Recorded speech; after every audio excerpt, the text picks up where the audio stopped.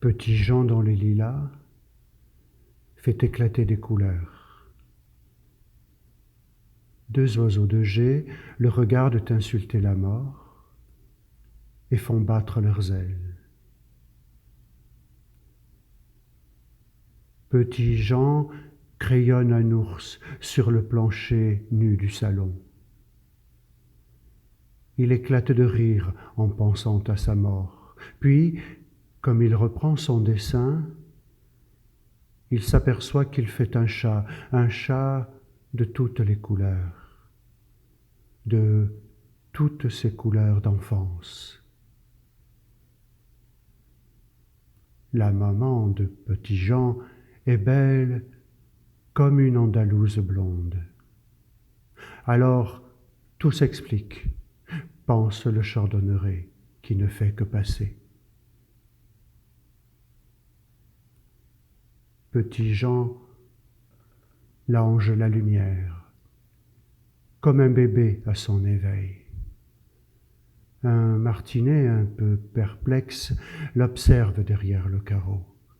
Des fins de ses couleurs absconses un jour de grande colère. Petit Jean, culotté de velours, d'escarpins de dentelle, portant bas de soie et chemise de batiste, suit le cours du torrent, faisant des remontrances aux poissons, qui ne parlent jamais avec les oiseaux. Jamais il ne va à l'école encore. Il préfère chanter par les prairies et les bois. Quoi de plus naturel, assure le merle et le rouge-gorge à sa maman un peu inquiète, que Petit Jean ne sache lire que les plantes sauvages ou les orties du printemps. Petit Jean mange du raisin et des croustades de palombe. Maman lui a dit de ne pas abuser, de regarder les dernières fleurs avec amour. Il a répondu d'un sourire, puis s'est mis en quête de coquelicots tardifs, sous l'œil narquois d'une bécasse un peu précoce. C'est la nuit, et Petit Jean appelle une étoile gentiment. Gentiment, elle vient bavarder avec lui. Un moment, un long moment de joie parfaite. Puis, remontant chez elle, elle le pique d'un rayon d'amour vrai. Et Petit Jean s'endort. Et la fenêtre reste ouverte. On ne sait jamais.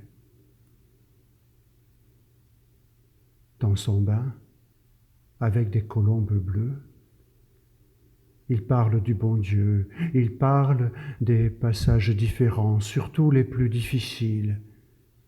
Il explique aux oiseaux que ce sont ceux-là qu'il faut le mieux aimer. Petit Jean court dans la cuisine. Maman le gronde en souriant.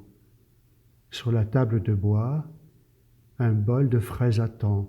Des mèches de soleil viennent sur le lait frais.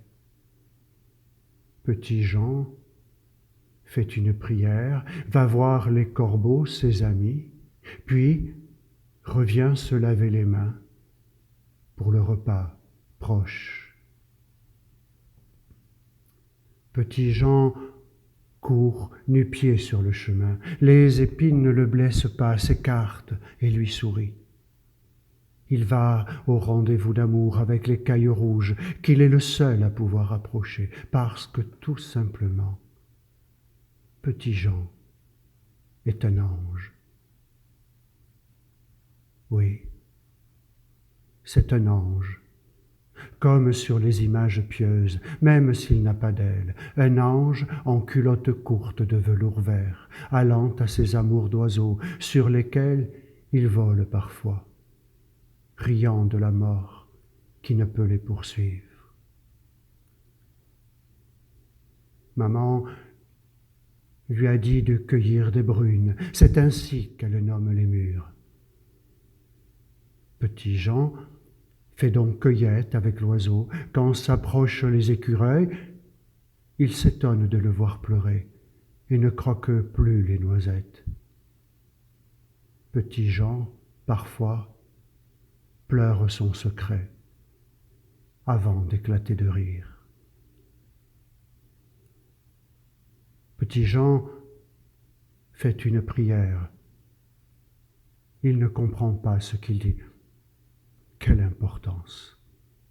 Ça lui est venu à la tête pendant qu'il gaulait des châtaignes avec un vieux merle rêveur qui piaulait des poèmes. Quoi de plus normal? Maman se désole un peu qu'il n'ait point d'amis chez les hommes.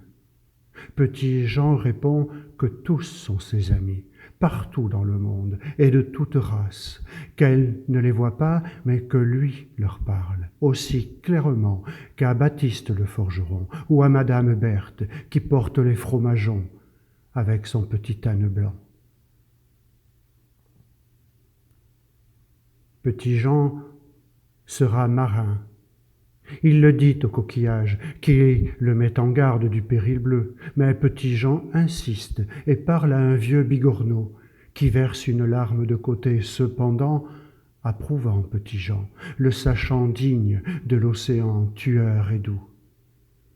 Petit Jean court sur la plage, chantant et remerciant le vieux copain, avant de le manger d'amour.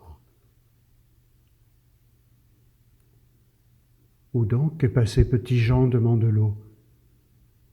Il est parti pour l'école, lui répond maman. Et l'eau hoche la tête avec triste mine. Vous savez, madame, là-bas, on leur fait même oublier les oiseaux, pourvu qu'ils reviennent vite parler à mes pauvres pigeons. Revenu de l'école, Petit Jean boit un verre de lait, puis va discuter un moment avec les pigeons de Léon, qui est tout heureux. Petit Jean, sur la rosée du matin calme, lit un livre où l'on raconte avec des images l'histoire d'un colibri qui tombe amoureux d'une marguerite. Petit Jean aime beaucoup cette histoire. Il la lit souvent. D'ailleurs, Petit Jean aime beaucoup toutes les histoires qui parlent de ses amis du bonheur.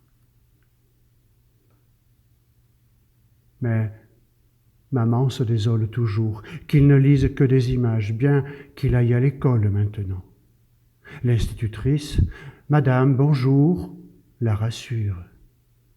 Elle dit que Petit Jean apprend des tas de choses aux autres enfants. Elle ajoute que c'est son meilleur élève et que de toute façon, la vie n'est vraiment qu'une image. Maman n'a pas très bien compris. Pourtant, sur le chemin du retour, elle chante et sourit. Une tartine de groseille près du cahier, sur lequel dort un chat, tout griffonné de tristes safranés sur la robe noire. Petit Jean ne pense plus à manger. Il regarde sa maman jolie, se disant que la mort ne peut avoir prise sur elle. Jamais, jamais, jamais. Maman a deviné la pensée du Petit Jean. Elle l'embrasse à l'étouffer. Petit Jean s'envole dans les brumes chaudes du bonheur retrouvé. Petit Jean a de la peine. Le Loriot n'est pas revenu. Petit Jean a peur de s'être mal conduit. Il a fait reproche à l'oiseau, au bel oiseau, de ne plus le voir souvent. C'est sûr, le Loriot est vexé, grande peine au Petit Jean. Et maman ne sait que dire ni que faire. Elle se cache dans la cuisine pour pleurer. Le Loriot est de retour. Il explique à Petit-Jean certains de ses secrets, de ses amours, la raison de ses soudains envols. Et l'enfant retrouve le sourire. Bien sûr qu'il comprend tout cela. Petit-Jean dort. Il rêve, mais corrige constamment son rêve, parce qu'il voit trop de gens pleurer, comme la mémé Euphrasine, quand elle doit tuer les oies, ou que les hommes saignent les 2 cochons de Mélanie. Alors, Petit-Jean gomme le rêve. Il met des fleurs et des oiseaux, un merle, un loriot, et quelques pique-bœufs. Le bouvreuil et le pinson sont en grande conversation. Et ils parlent de Loriot et ne sont pas d'accord. Petit-Jean les salue bien bas et leur sourit avec tendresse. Cependant, il ne dit rien des secrets de leur ami. Il prend son panier et va chercher pour sa maman quelques poires du Japon, du serpolet, du thym rouge de Hollande, au bon verger de Pépé Ferdinand.